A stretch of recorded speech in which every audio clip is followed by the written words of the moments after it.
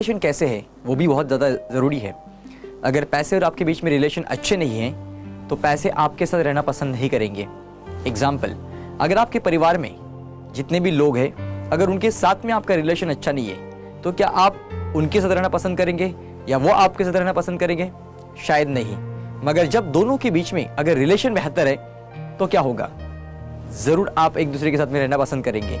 वही तो मैं कहने की कोशिश कर रहा हूँ कि जब पैसे और आपके बीच में बेहतर रिलेशन होंगे तो पैसे भी आपके साथ रहना पसंद जरूर करेंगे।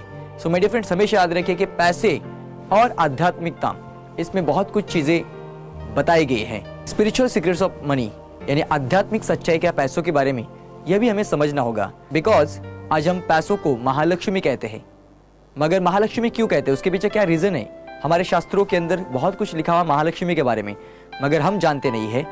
सो हमें यह भी समझना होगा कि महालक्ष्मी क्यों कहते हैं हम उसे, या महालक्ष्मी के राज क्या है, सीक्रेट्स क्या है, ये हमें समझने पड़ेंगे। उसके बाद my dear friends, energy income, हम सभी लोग जानते हैं कि वो एक्टिव इनकम, पैसिव इनकम, मगर और एक इनकम है, that is energy income. Make money without money. अगर आप एक करेंसी को देखोगे, एक नोट को देखोगे, एक ध्यान से नोट को देखोगे तो उस नोट को सिर्फ पेपर मत समझो, क्योंकि उस पेपर के अंदर गहराई में जाओगे तो आपको मिलेगा दैट इज वाइब्रेशंस, और उसके गहराई में जाओगे तो आपको मिलेंगे एटम्स एंड इलेक्ट्रॉन्स। उसके गहराई में जाओगे तो आपको मिलेगा एनर्जी।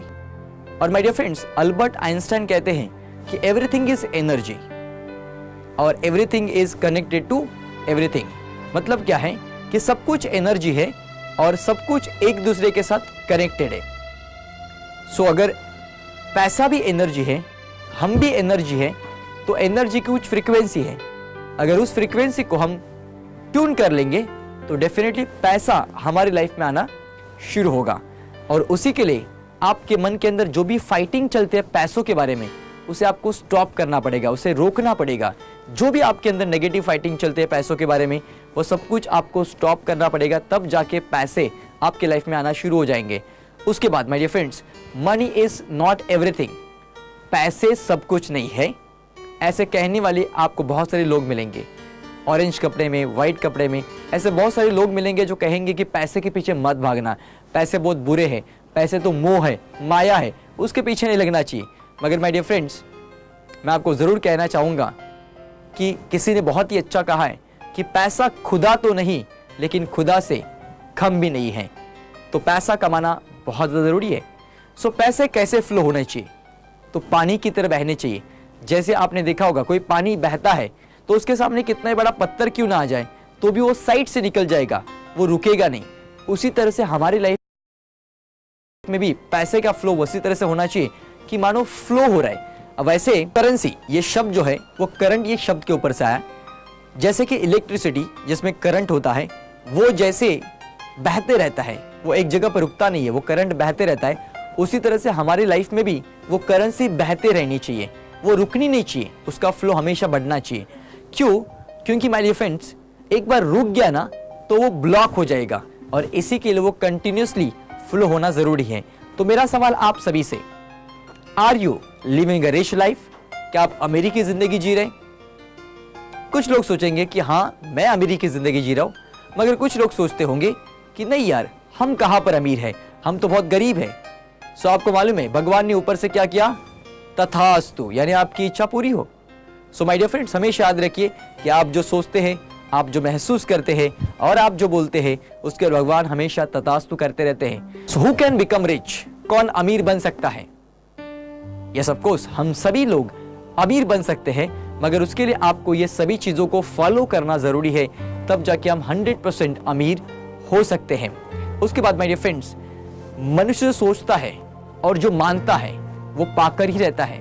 यानी कि इंसान का माइंड इतना पावरफुल है कि उसे जो भी सोचेगा, और अगर उसने विश्वास किया कि यह मैं अपनी जिंदगी में पाने वाला हूं, तो 100% वो अपनी जिंदगी में जरूर पा सकता है। क्योंकि कोई भी चीज इस दुनिया में दो बार बनती है, सबसे पहले इंसान के माइंड में और उसके बाद बाहर की दुनिया में। जैसे कि किसी इंसान ने सोचा होगा ना कि यार कुछ ऐसी चीज बनाओ पंछी की तरह जाकर हवा में उड़े, तब जाके शायद एरोप्लेन बना होगा। यानी एरोप्लेन पहले कहां पर क्रिएट हुआ? अपने माइंड के अंदर क्रिएट हुआ, तब जाके बाहर की दुनिया में हुआ। उसके बाद माय डियर फ्रेंड्स, आप मैकडॉनल्ड के रेस्टोरेंट में गए होंगे। हम मैकडॉनल्ड के रेस्टोरेंट में जाने के बाद हम सभी लोग क्या करते हैं, वो बेंच पे बैठा हुआ एक स्टैचू होता है, उसके बाजू में जाके उसको फोटो खींचते हैं। अब वो स्टैचू वहां पर क्यों रखा हुआ है, उसके पीछे क्या वजह है? क्या वो अट्रैक्शन के लिए रखा हुआ है? नहीं। अब वो जो स्टैचू रखा हुआ है उसके पीछे कुछ रीजन है, उसके पीछे कुछ कारण है। और वो जो स्टैचू है कोई और नहीं है तो रोनाल्ड मैकडॉनल्ड है, उसके मालिक।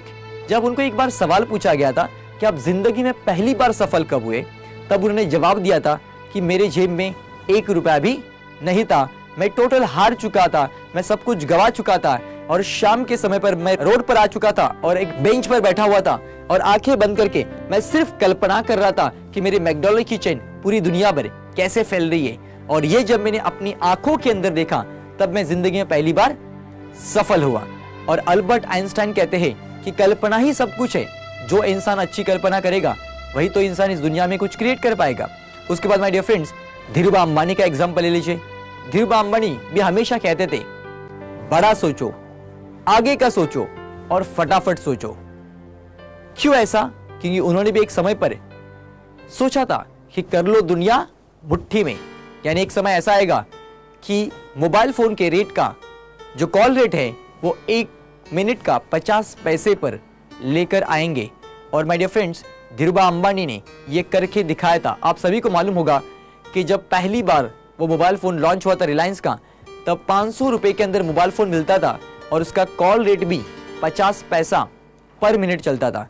और रिलायंस से पहली कंपनी थी जिन्होंने इनकमिंग को फ्री कर दिया था और उसके बाद सभी कंपनी ने अपने इनकमिंग को फ्री कर दिया था।